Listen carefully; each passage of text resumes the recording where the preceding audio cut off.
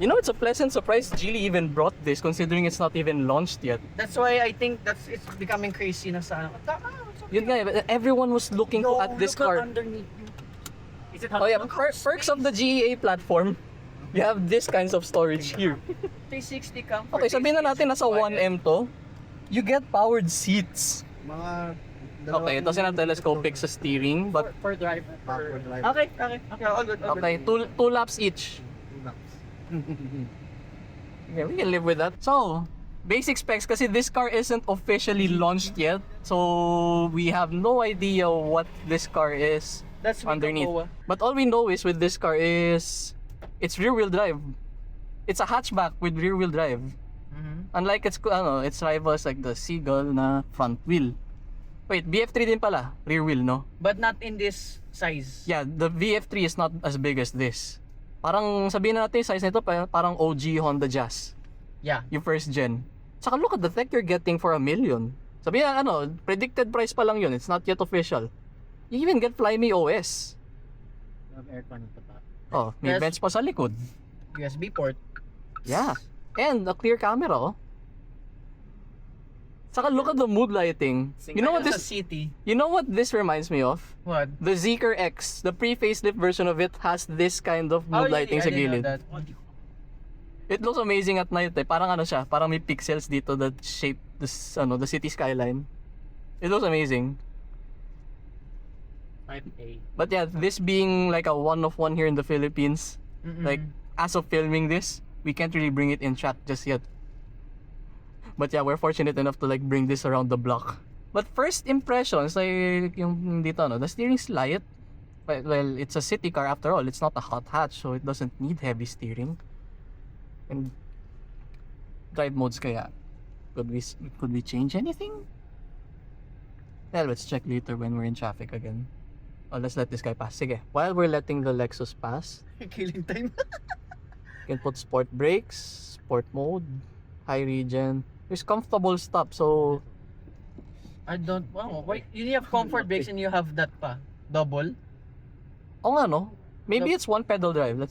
Hindi siya one pedal, it creeps eh. Fred, this is a hatchback but may hill descent control. This is the only one that has this. I believe so. Weirdly enough. You wanna go down Baguio? No. Dude, you're gonna use hill descent control for off-roading lang eh. Weirdly enough, this car has it. Pag, yung matrix sa yung sungay ng Tagaytay, you need that. You want it. Vehicle settings. Bro, this car is so new, we don't even know the specs yet. But sabihin na natin, Trying rough to estimate. find something. That's why. Yan. Hindi magpapakita dyan yung battery capacity. But we can see You can see the Hindi, lagay natin sa dynamic kasi yan yung actual, yung mas realistic. Kasi standard, that displays WLTP usually. But dynamic is based off of our energy consumption. Why is start discharging an option? Well, I know why, but Ano? Does everyone know? V12. V12.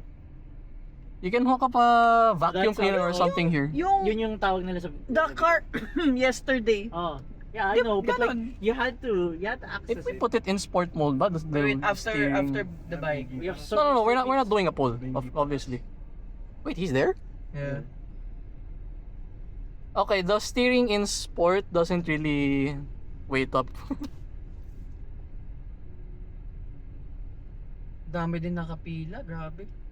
Wow, everyone wanna test this car even if it's not even launched yet. Pero it's, EV eh. look how light the steering is. I can move it with one finger and it's already changing directions. It's fast din ah. Yeah. Quick ratio steering on an electric hatchback with rear-wheel drive. What was the most random fact about this car? So apart from this car being the best-selling car in China, like in all categories back last year, Yes.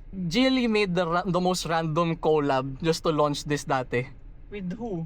Häagen-Dazs, the ice cream. Oh, really? Yeah. Damn. Oh, I saw it Chinese TikTok. Everyone who test drives this car in China gets a free Häagen-Dazs ice cream. Sir, meron tayo? We had to make sure, baka malay mo meron tayong freebies that we miss. Ice cream is ice cream. No, especially in this kind of heat. Imported ice cream. But yeah, that's the most random thing you can collab with on a car. But I can see why. Yung color nito, it looks like pistachio ice cream. Like this one? Yeah, ganito din yung kulay niya dun sa launch day. Or matcha-ish green.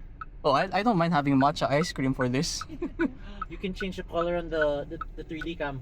On the top right, there's a button. What? No, bring it back. Huh? Wala. Never mind. Sir.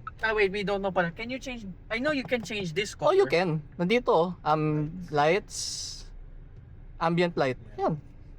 You can have, So you can change on command. Kaya So, like, oh. we don't have it here. Oh, diba? you can have it linked sa drive mode. So I think, Interesting. that's a Geely group thing. Lights here at the back. The suspension soft, you saw how the car Yeah. bounced. Is it one? Like Two. Oh, okay. Oh, there's 2 map lights and they're all LEDs. Remember guys, this car is just estimated to be $1 million. You get full LED, both Yo! interior and exterior. This is cool. Okay.